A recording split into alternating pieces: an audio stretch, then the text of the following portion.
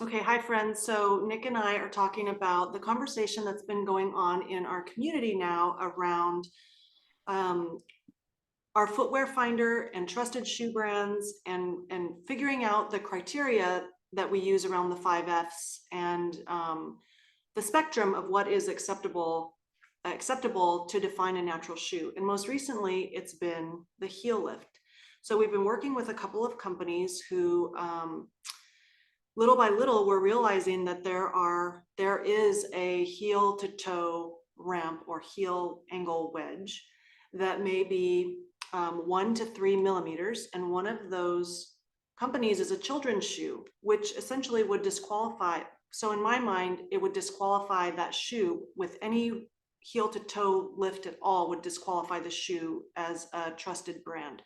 But when digging deeper into the conversation, I started to ask myself, well, what is really acceptable? So I've got some post-it notes. I measured 3 millimeters and then I stood on him. And then I started to go down the rabbit hole of like, does this actually affect my foot health? And I'm here because I'm starting to want to understand more deeply about and dig into this conversation because it is important. And the more shoe companies that start to design shoes, the more the more corners are going to want to be cut, right? What, because of expenses probably and such. So I wanted to talk to Nick about his thoughts about this whole thing. Yeah, and it is there's some nuance to this, but I think if we really zoom out, there is a binary categorization of is your shoe flat, where there's no differential in the height of the forefoot and the heel, or is it not flat? So the first is it flat or not? Natural footwear is flat. It doesn't mean that if a shoe has a 1 millimeter heel raise, we don't call it natural whatsoever, and it's just eliminated from the earth as something we would recommend. But it does mean that we just have to know that. It's an important thing to know in terms of the truth around this shoe. Does it have a heel lift or not? And I think the conversation is less about is this shoe good or bad because it has a heel lift, and more about what are the consequences on the body when a shoe has a higher heel than forefoot. And I think the important thing is making sure people understand the consequence of a shoe with a heel lift so that they can make a good choice for themselves. And so focusing on the trade-offs that are getting made, and even from a manufacturing standpoint, what I'd like to ask is why is there a heel lift? Like I just flat out ask why is your shoe not flat? And there's often a variety of answers. Sometimes it's a manufacturing constraint where it's harder to find a factory that makes shoes in an unconventional way. And right now, the conventional way is to have a significantly higher heel than forefoot. So it's extra work, extra effort. It's harder to make a shoe that's flat, oddly enough. So sometimes that's a constraint. That expense will get passed on to the shoe designer, right? So like if they want to change it, if they want to change, if they want to make a new heel or a new design that is completely flat, that expense get passed on to the shoe designer. Yeah. Yes, it's just harder. It's more effort to design. If you want to just go and pick an off-the-shelf sole mold, you can find them, but they're usually going to be higher at the heel than the forefoot. And so that's the easier path. The harder one is to design one from scratch and to actually contract a manufacturing facility to make the thing that you've designed for your sole purposes. Um, so yeah, and it's just evaluating. It's like the smaller the foot, the bigger the angle gets created. If you have a 3 millimeter heel lift and you have an adult size 12 shoe, it's not that big of a ramp. But if you have a kid size 3 shoe, that same 3 mil heel lift is like 2 or 2.5 times as high, right? It's just like if you trace out the triangle, the ramp height changes based on the length of the shoe. So the simple way is to just say a natural shoe is flat. Everyone should aspire to eventually move towards a flat shoe. The eventual part is the key there, because if you're wearing a shoe with a bit of a heel lift right now, it's probably not going to like irreversibly damage your body, but it is giving your body unnatural inputs, and your body's going to correct itself based on the fact that you have an elevated heel. That changes your ankle position, it changes your calf length, it changes even a tiny heel lift is going to shift where you're bearing the weight on your foot to more of a forefoot bias. And that, like, people don't really take into account the deep implications of this, of how your software, every time you wear a heel elevated shoe, you are totally changing your brain software of the mechanics of how it moves and where loads go. And so when your body gets all this weird information, it's like, now my heels lift at 3 millimeters. Now it's not. It kind of confuses the body, and it doesn't allow the body to actually hit control save on a good set of software that allows for efficient movement. So I think with kids shoes, we don't need to demonize any shoe company or shoe model, but we do have to be honest with ourselves and say your shoe's either flat or it's not. And I don't think it's wise to recommend any kid to wear a shoe that's not flat. Mhm. But it is, it is a conversation. If like this is the only shoe we can buy that they feel good in, and it's got a 3 millimeter heel raise, well, they're probably going to be out of that shoe in a year, and then find a flat shoe next time you buy another shoe. Mhm. So it really is like, is it better to have a shoe? And this is another variable of the trade-off. It's like, okay, I found a shoe that's flat, but it's very stiff, versus I found a shoe that's flexible, but it has a 3 millimeter heel raise. What's the decision there? Which one gets priority? And so there's not like these black and white answers. We can say very clearly and concretely that a flat shoe is natural.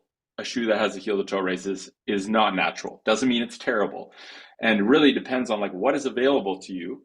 Because I would rather, if I had the decision of going to a foot-shaped, flexible shoe with a thin sole that had a 3 millimeter heel raise versus a stiff, pointed shoe that's flat, I would go with the heel raise.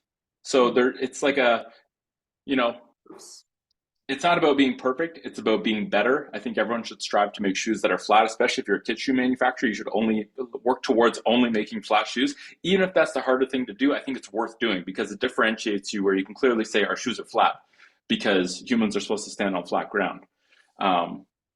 So yeah, I don't know if that was clear or not, but I think it's important to just be honest about it and not say it's good or bad, but just talk about the trade-offs. And if people don't really understand the consequences of having a heel elevated shoe, it doesn't seem like that big of a deal, but it's a bigger deal than what people think. And so just for like public service announcement purposes, like if you're a parent, these are like, find out about the shoe specs. If you care about whether your child is in a natural shoe or not, really dig deep and call the manufacturer, because it's not easy to find the detailed shoe specs online. So if you care about getting your child into a natural shoe, I would call the manufacturers and find out if it truly is zero drop, because that's not always available. And it also seems to me that people are kind of like hijacking zero drop or neutral sole and saying yes, and that 1 to 3 millimeters actually fits into the category like organic or natural. Do you know what I'm saying? So that's where I think I'm starting to be confused about like just working with shoe brands, is that like, well, here I thought, this on the website, it says neutral or zero drop, but then in actuality, there's a 1 to 2 millimeter lift. So it's almost like, well, and I have to get into the nitty gritty with the company to find that information out. So it's not readily available. And I think that's part of the value we can give to our TFC community is like, we'll go deep into finding out the truth so that you don't have to do all that work. And then we just let people know, like, turns out after some research, the shoe is flat or isn't flat. And so it doesn't mean buy it or don't buy it. It just means like, this is good to know. And the even better thing to know is to understand what are the consequences of wearing a shoe with an elevated heel. And then they can make the best decision for themselves. Maybe the decision is, I don't care about 3 millimeters. Right. After knowing all these trade-offs, it's not a big enough deal to me. Exactly. But maybe if someone starts to develop knee pain or tight ankles, it's like, well, maybe this is contributing, so maybe I'll go to a flat shoe. So there's a lot of context, but I think if we lean back on the fact that everyone should have some baseline knowledge of what are the trade-off, what are the consequences of wearing a shoe with an elevated heel, and knowing for sure, is this shoe flat or does this shoe have an elevated heel? That's a binary thing that we should be able to, like, a manufacturer should be able to answer yes, it's flat, or no, it's not. And the no, it's not leaves some wiggle room to be like, well, how not flat is it? Is it 1 millimeter? Is it 8 millimeters?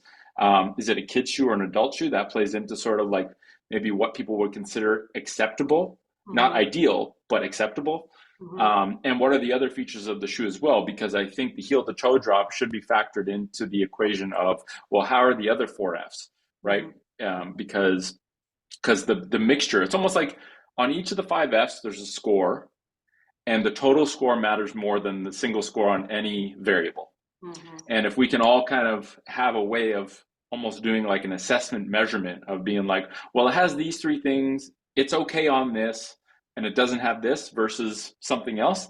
Everyone should just be empowered to make their own good choices, but they need good information to do that, and they need clear information. And I think that's what we want to provide, is like understanding how to assess a shoe without needing to be told whether you should or shouldn't wear this thing. It's like, you know what to look for, and sort of know that there are good alternatives and options out there, and we should curate the good options and make sure there's truthful information about all the options on the table so people can make good choices. All right. Okay, well, thank you for listening, and we hope this helps you. Ciao for now, friends. Ciao.